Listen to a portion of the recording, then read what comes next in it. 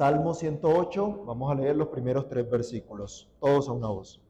Mi corazón está dispuesto, oh Dios, cantaré y entonaré salmos, esta es mi gloria. Despiértate, salterio y arpa, despertaré al alba, te alabaré, oh Jehová, entre los pueblos. A ti cantaré salmos entre las naciones. Amantísimo Dios y Padre que estás en los cielos, en el nombre del Señor Jesús, te damos gracias porque una vez más podemos acercarnos para meditar en tu palabra, para ser edificados, exhortados y consolados a través de ella. Te pedimos, Señor, que tu Santo Espíritu quiera iluminar nuestro entendimiento en esta hora, darnos la capacidad de comprender esta palabra, de comprender el llamado que tú nos haces y de atenderlo para la gloria de tu nombre. Por favor, Señor, bendice hoy tu palabra una vez más en lo que la has enviado y haz que cumpla su propósito en cada uno de nosotros. En el nombre de Cristo Jesús te lo pedimos dando gracias. Amén. Pueden tomar asiento, hermanos. Nos encontramos ahora ante una composición artística tomada de las secciones finales de los Salmos 57 y 60. Salmos que ya hemos estudiado antes, por lo cual el título de este sermón también es una combinación de las reflexiones que en su momento hemos tenido. Y debemos considerar el comentario de Barnes respecto a que este salmo, el Salmo 108, aunque está formado por parte de 2 salmos separados, es completo y es continuo en sí mismo. Es decir, el Salmo 108 no es una colcha de retazos, no está pegado de aquí y de allá. Si bien tomó del Salmo 57, tomó del Salmo 60, conforman una unidad nueva en el Salmo 108. Se nos dice, no hay interrupción, no hay discrepancia en la corriente del pensamiento, sino que es una unidad perfecta, como si hubiese sido una composición original. Y también nos nota, para un israelita, también podría haber un nuevo interés en el uso del lenguaje, en el hecho de que las palabras que se utilizaban eran palabras que ellos ya conocían. Entonces podían emplearlas para otros fines y podían combinarse de manera que se hacían aplicables a una nueva ocasión en la historia nacional. En este salmo, cuando usted hace la comparación con el Salmo 57 y el Salmo 60, se omiten las secciones que presentan las situaciones angustiosas por las que pasó David. Otro comentarista nos ayuda a explicar que estas omisiones indican precisamente que el pueblo de Dios ya había hecho un progreso significativo más allá del estatus que tenía en el libro segundo. Recordemos que cuando estudiamos el libro segundo de los Salmos, hablábamos que eran salmos de comunicación, donde se estaba anunciando a los pueblos el reino de nuestro Dios. Las luchas podrían seguir, pero ahora en el libro quinto se nos está enfocando, se nos está dirigiendo hacia el triunfo final de el Mesías, del reino del Mesías, cómo está llegando a esa consumación. Como mencionábamos al iniciar esta sección de los salmos de consumación, estos cánticos, en esta sección específica del Salterio, son propicios para la época en la que retornaba el pueblo de Babilonia, de la cautividad babilónica, a su tierra nuevamente, cuando era restaurada la adoración. Y tanto ellos como David en su momento podían decirle al Señor, exaltado seas, oh Dios, en ti haremos proezas. Cosas que vimos parte Salmo 57, Salmo 60. Y comencemos diciendo en primer lugar, exaltado seas, oh Dios. El salmista, así como los que regresaron de la cautividad, es decir, David, pero también todo verdadero creyente, todos los hijos del pacto, han podido expresar esta oración, exaltado sea Dios. Pues han visto su gran misericordia. En esta sección, las palabras de David, que fueron consignadas originalmente en el Salmo 57, son utilizadas ahora en una nueva oportunidad como un cántico de gratitud a Dios, un cántico también que da esperanza a los suyos. El salmista, así como cada adorador, se presenta ante el santo Dios y puede expresar como este hombre, estoy dispuesto para adorarte. Así comienza el salmo. Mi corazón está dispuesto, oh Dios. Cantaré y entonaré salmos. Esta es mi gloria. En su momento David decía, mi corazón está firme, mi corazón no tiene dudas de la justicia, de la misericordia, de la verdad del Señor. En la época de David, en sus persecuciones, probablemente llegó momentos de angustia, momentos en los cuales sintió esta duda, pero ahora está diciendo, las dudas han pasado a un segundo plano. Las dudas han quedado en otro lado. Ahora mi corazón está dispuesto, ahora tengo la firmeza necesaria. Una y otra vez sostenía el salmista que ahora estaba firme en el Señor. Y esto le daba una motivación para exaltar a Dios y para pedir que Dios fuera exaltado, que su nombre fuera exaltado, que su nombre fuera reconocido. ¿Pueden imaginarse un momento, hermanos, cuál sería la condición de esta iglesia que retornaba de la cautividad babilónica a su tierra otra vez? ¿Será que tendrían las mismas convicciones, las mismas motivaciones? ¿Podrían albergar esas mismas convicciones que tenía David, aunque vivieran en una época diferente?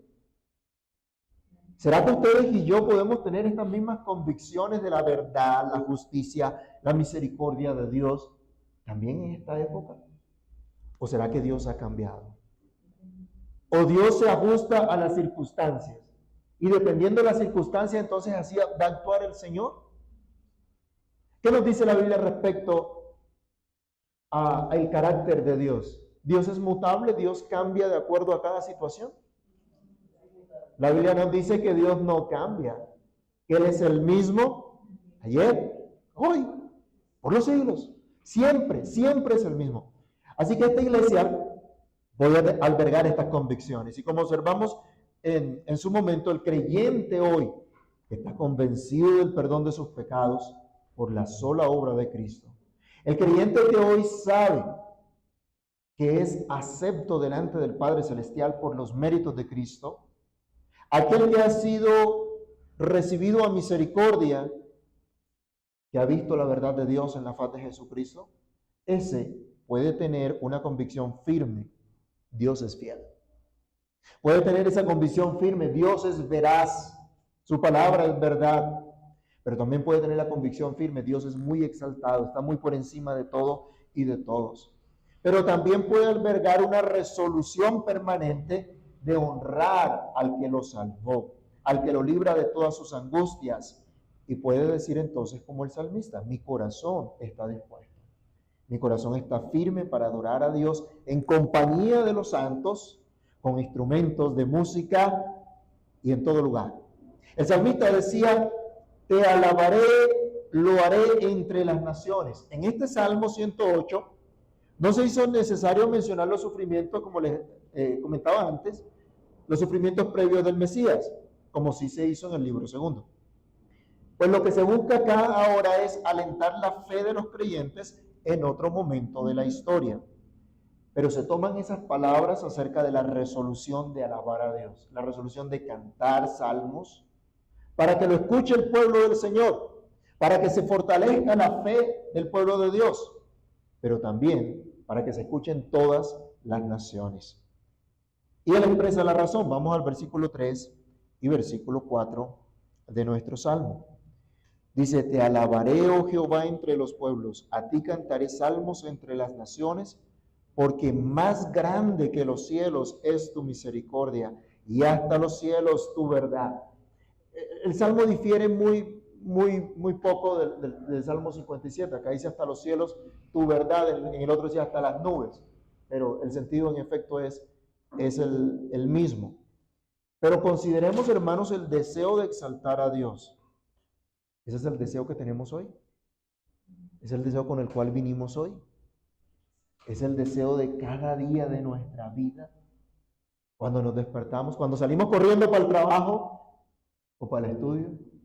¿Alguna vez se le ha hecho tarde para salir? Puso la alarma y la alarma no sonó.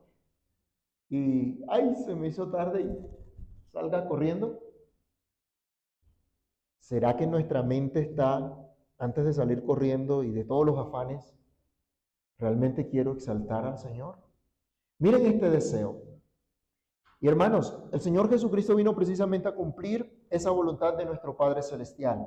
Su corazón estuvo firme, permaneció firme, convencido Era necesario anunciar la salvación de Dios hasta lo postrero de la tierra. En Él se cumple perfectamente todas estas profecías de anunciar el nombre del Señor. Y Él estuvo dispuesto a ir a la cruz para engrandecer la justicia de Dios hasta los cielos.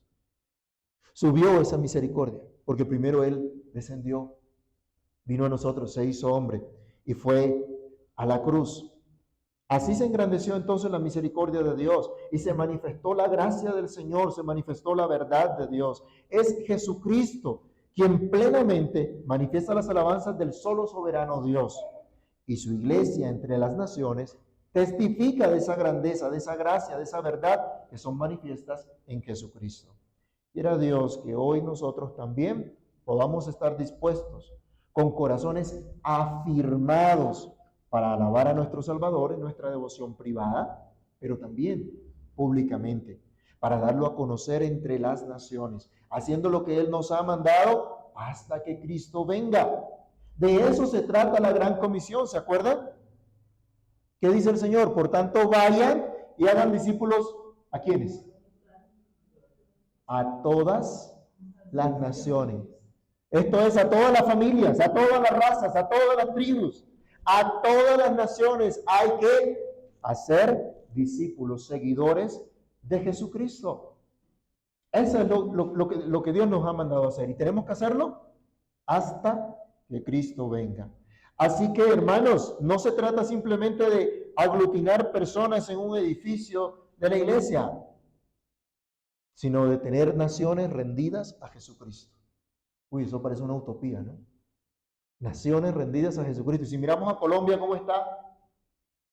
¿Realmente está rendida a los pies de Cristo? ¿Está adorando a Cristo? Pero algunos misioneros se quieren ir para allá, para Japón, para África, o yo no sé para dónde. Pero miren, nuestra nación, ¿no necesita nuestra nación que se le anuncie a Jesucristo? ¿Que se rinda a Cristo? No hemos cumplido nosotros la gran comisión aquí. Hay que trabajar todavía. Hay mucho por hacer todavía. Se nos dice, exaltado seas en los cielos y en la tierra. Versículo 5, versículo 6. Exaltado seas sobre los cielos, oh Dios, y sobre toda la tierra sea enaltecida tu gloria, para que sean librados tus amados. Salva con tu diestra y respóndeme. La liberación del pueblo de Dios es la oración acá. Se hacía en su momento, acá se toman esas mismas palabras, se oran, aunque ahora tiene un sentido especialmente diferente por la situación nueva del pueblo de Dios. Pero que Dios sea exaltado sobre los cielos implica que su nombre, que es mucho más preeminente que el nombre de cualquiera, que está por encima de todo y de todos, expresa el deseo de que el nombre de Dios sea santificado. ¿Y qué nos enseña Jesús en el Padre Nuestro? ¿Cómo tenemos que orar? ¿Cuál es la primera petición? ¿Cuál es la primera petición? Ay, se les olvidó. Va a tocar repasar la escuela dominical. La primera petición es santificado sea tu nombre. Es lo primero que le pedimos a Dios. Antes de decirle, Señor, dame la comida, dame el pan de hoy, dame la salud, dame aquello o lo otro. Lo primero es, santificado sea tu nombre. Eso es lo que se busca. Que el nombre de Dios sea reconocido como tal, porque Él es el Dios Santo, el Dios Altísimo. Y se acuerdan también, hace poco escuchábamos o estudiábamos, ¿qué fue lo que dijeron los ángeles cuando dieron la buena nueva de la venida del Señor? Decían, gloria a Dios en las alturas y en la tierra paz. Cuando se comunicó la buena nueva de gran gozo, eso fue lo que ellos dijeron. Que el nombre de Cristo sea exaltado al manifestar la salvación a los suyos. Eso es lo que está diciendo acá el salmista. Salva y responde. Porque con esa salvación entonces se manifestaría la gloria de Dios. Y acabamos de decir, es en Cristo que se manifiesta esa gloria de Dios. En Cristo tenemos la salvación plena, completa, perfecta de nuestras vidas. No hay salvación fuera de Cristo. Usted no puede mirar a otro fuera de Cristo.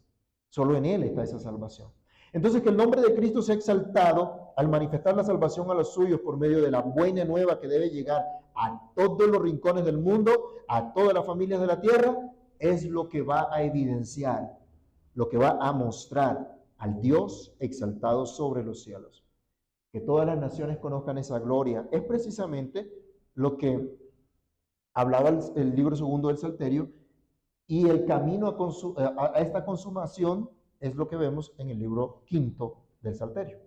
Debemos insistir entonces en afirmar que nuestra propia vida, antes que nuestras necesidades, antes que nuestra salud o familia, nuestro corazón debe estar lleno de este santo deseo, la gloria de Dios en toda la tierra.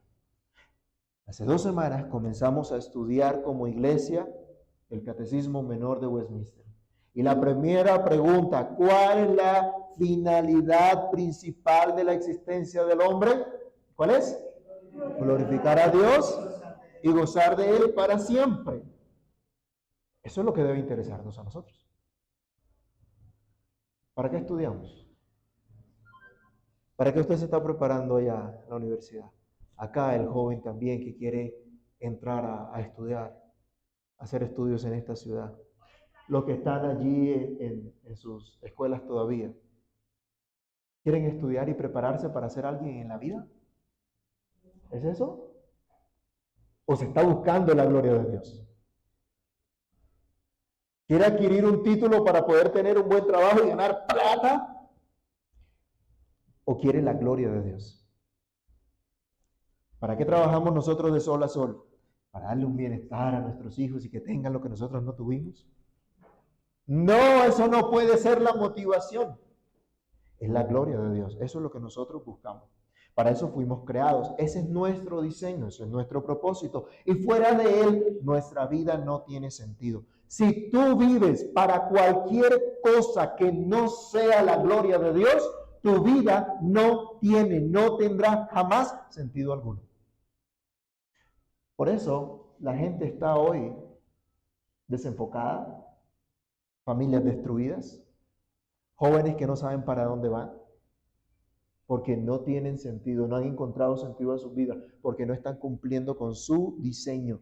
Su diseño es glorificar a Dios. Este es el mensaje que debemos anunciar por doquier. Y como hemos dicho en otra oportunidad, antes que pedir ser librados de peligros, de tentaciones, antes que pedir ser prosperados, antes que pedir por la economía del país para que mejore, deberíamos pedir que la gloria de Dios llene toda la tierra, que su voluntad sea hecha tal como se hace en los cielos, que se haga también en la tierra. Así que, ¿cuál es tu propósito en este 2025?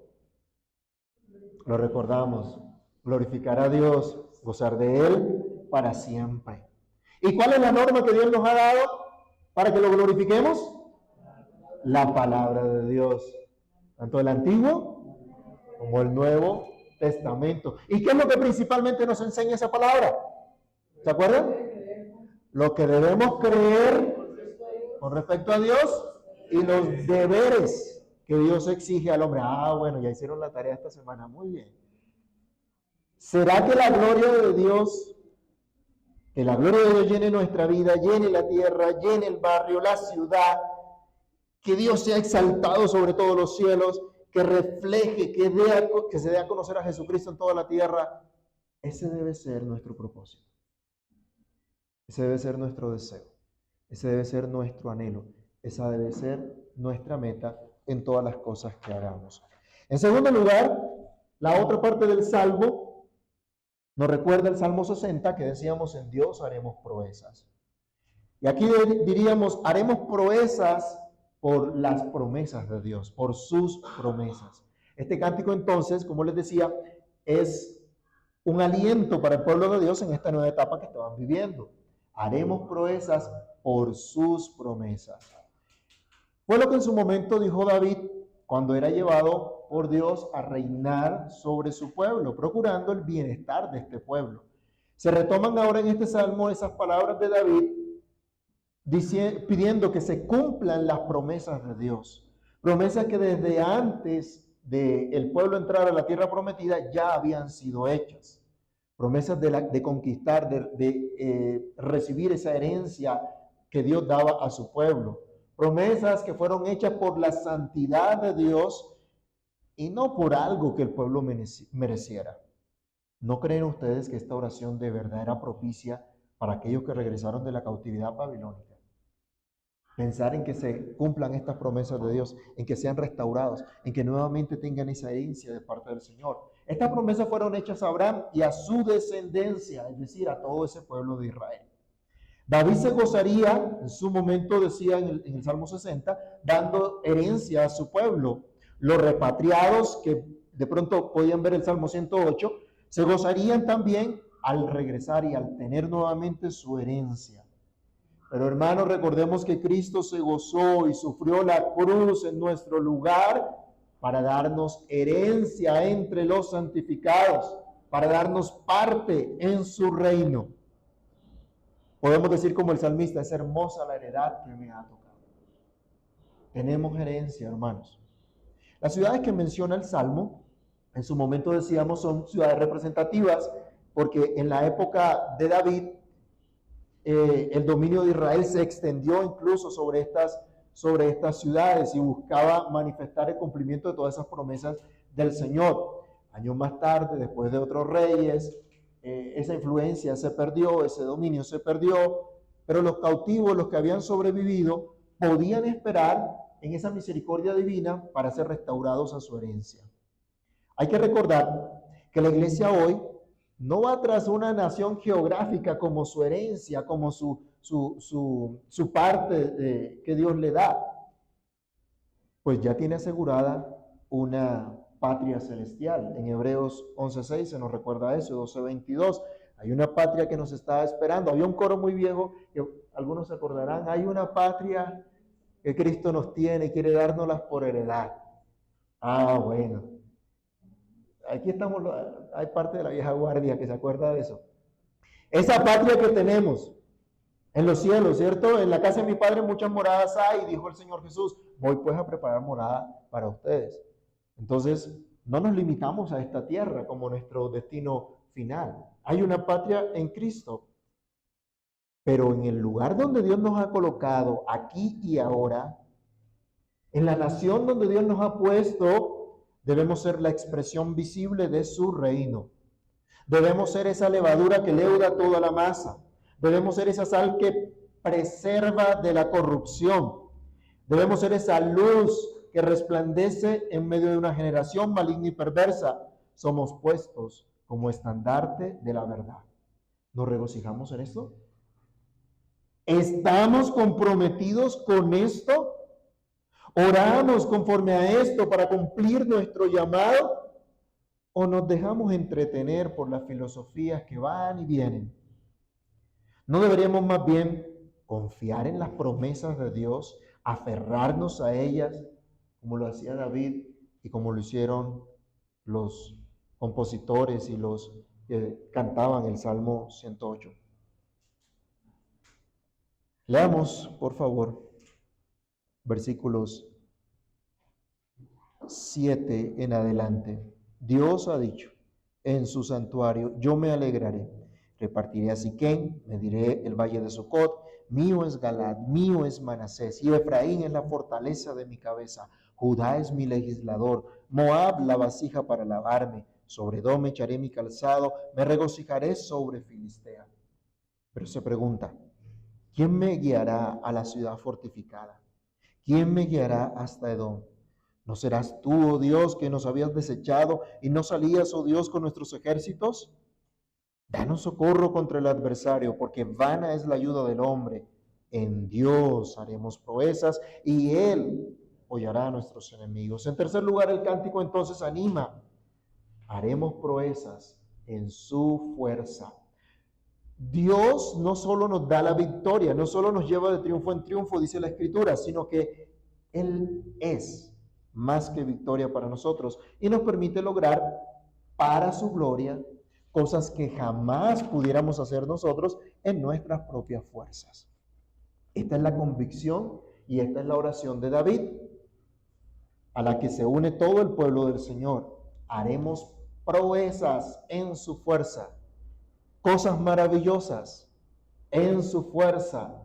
Cuando hablamos de proezas, algunos se imaginan por allá, yo no sé qué, ¿sí? Les pasa por la mente una cantidad de cosas raras. Pero vamos a ver de qué se tratan estas proezas.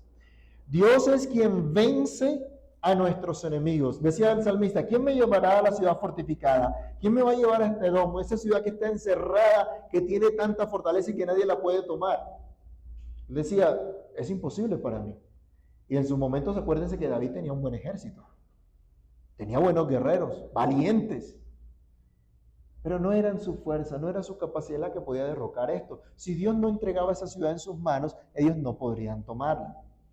Hermanos, nosotros sabemos también que sin Dios solo hay desolación. Sin el favor de Dios, todos nuestros intentos de vivir bien, de hallarle propósito a nuestras vidas, serán totalmente vanos. El salmista pregunta cómo conquistar ciudades impenetrables como la capital de Edom. Esto podría ser únicamente en el poder de Dios, no en el poder de David, no en el poder del pueblo que David tenía con él. ¿Cómo podían entonces también ser restaurados aquellos que venían de la cautividad babilónica, sino solo en el poder de Dios? Y sabemos nosotros, es Dios el que vence a nuestros enemigos. ¿Quién venció al maligno en la cruz? ¿Fue usted? ¿Fueron sus antepasados? ¿Fueron sus padres?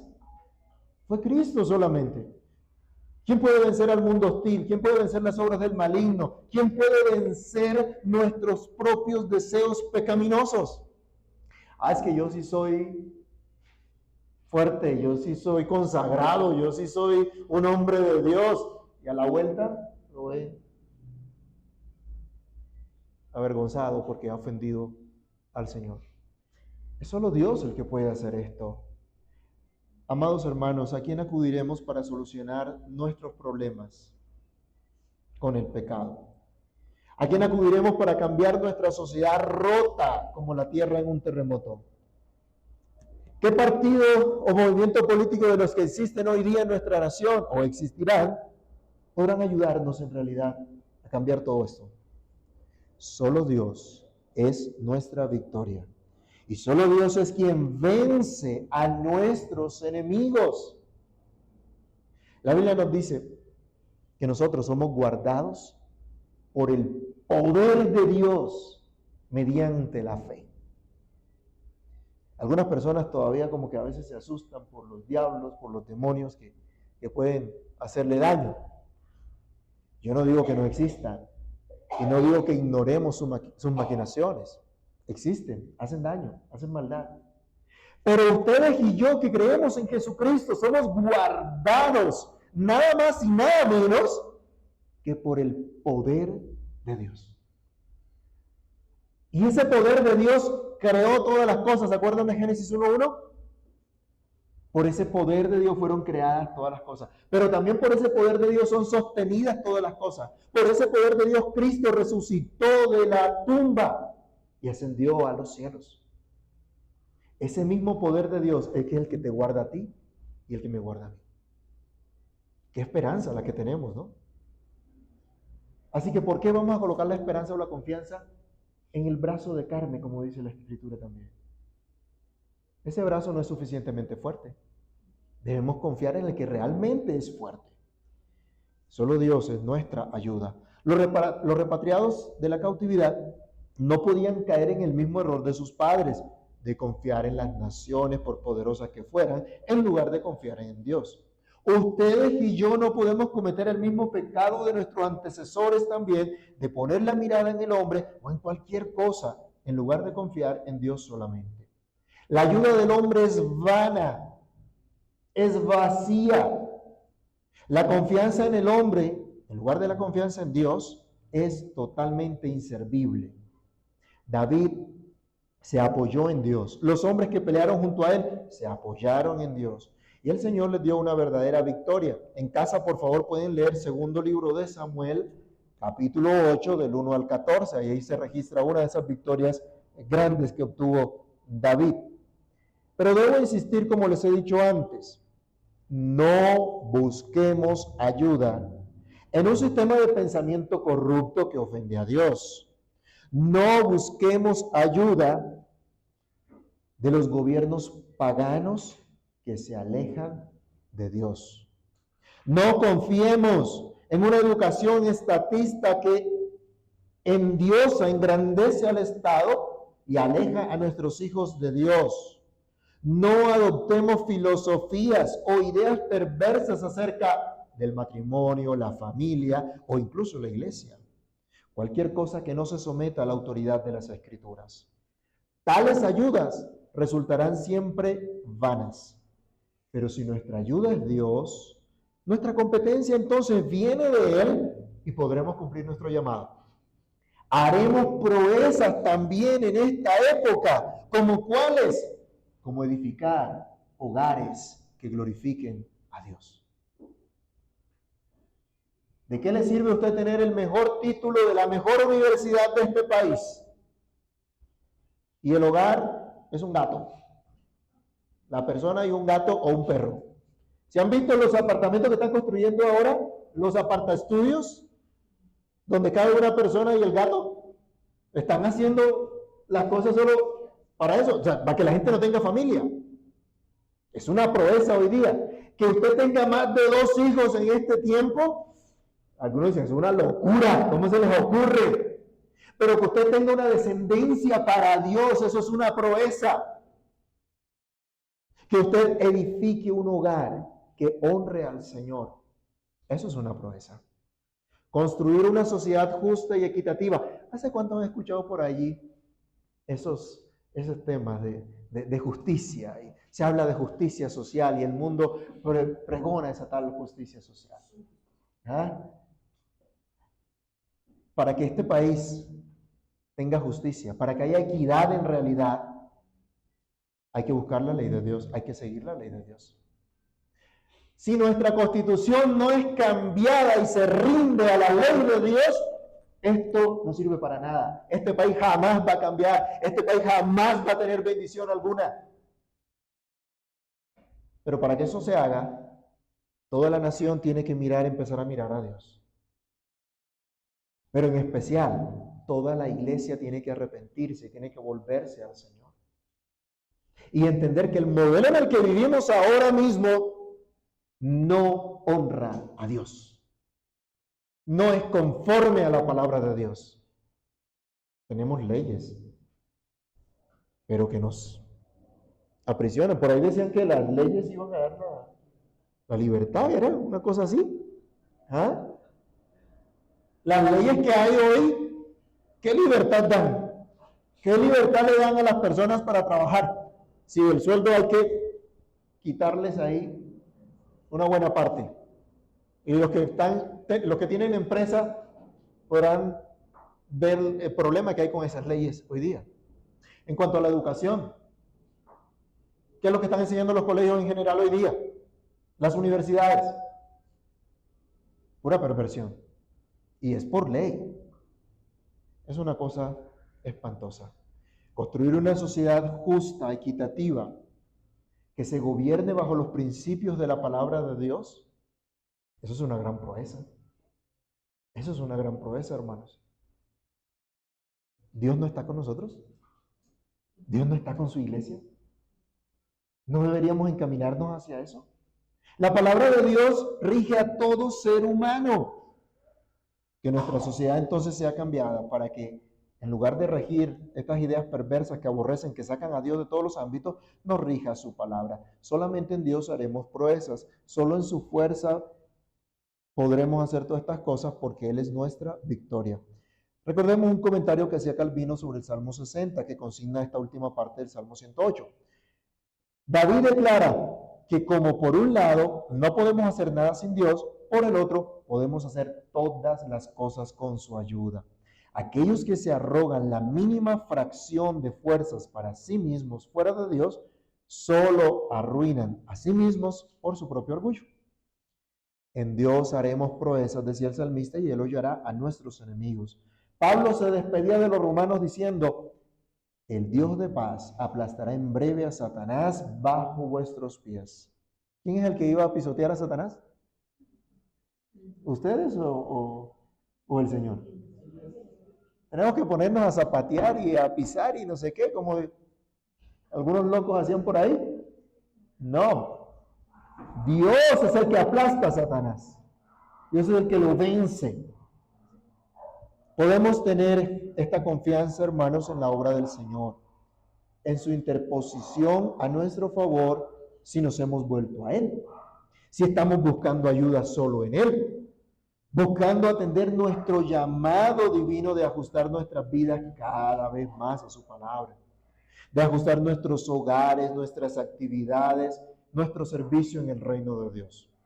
Así podemos estar seguros que en Dios haremos proeza. Lo hizo David, lo hizo la iglesia de ese entonces, lo hicieron otros reyes en un periodo, después de un periodo de oscuridad, lo hicieron en su momento los que pudieron regresar y restaurar la adoración, lo hizo la iglesia en los tiempos del Imperio Romano, lo hizo también durante la época de la Reforma. ¿Por qué no podríamos hacerlo nosotros hoy?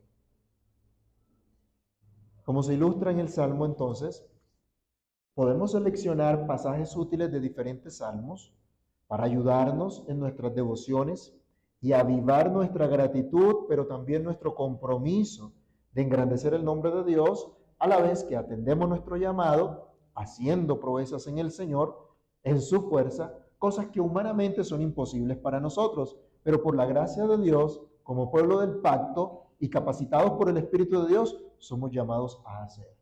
Hemos recibido promesas para ello. Cristo ha cumplido completamente la liberación de su pueblo en la cruz del Calvario y nos ha traído a una relación con Dios en la cual podemos adorar verdaderamente al Señor, como decía Cristo, en espíritu y en verdad, y manifestar el admirable reino de Dios en todas las cosas. Oremos. Bendito Dios y Padre nuestro, te damos muchas gracias por este momento, Señor, en el cual hemos podido reflexionar en esta porción de las Escrituras, entendiendo este llamado a adorarte, a exaltarte, a reconocer tu misericordia en todas las cosas y la confianza, Señor, de ser librados por ti, por tu fuerza, por tu poder, por tu misericordia para, como decía el salmista, en ti hacer esas proezas. Señor, gracias porque en esta época también creemos que este salmo es propicio, este cántico es propicio para nosotros, para que nuestros corazones estén enfocados, firmes en alabarte, en buscar tu gloria, en buscar cumplir nuestro propósito de glorificarte en todas las cosas. Ayúdanos, Señor. Ayúdanos, te lo imploramos por amor de tu nombre, para que avancemos en este propósito y que ante este mundo, Señor, que no ama tu palabra, que aborrece tu verdad, tú nos des la gracia de ser ese estandarte que colocas en este tiempo para mostrar tu verdad a esta generación y para que nosotros podamos construir una generación para ti, una generación que glorifique, que engrandezca tu nombre. Gracias a la instrucción de tu palabra, gracias a la dirección de tu Espíritu Santo, gracias a la obra que haces en nuestros corazones. Por favor, Señor, permítenos comprender este llamado glorioso y ser fortalecidos en tu poder, en tu gracia, en tu verdad, en tu misericordia. En tu mano nos colocamos, Señor, para que esta palabra haya cabida y cumpla su propósito en nuestras vidas. En el nombre de Jesús, amén.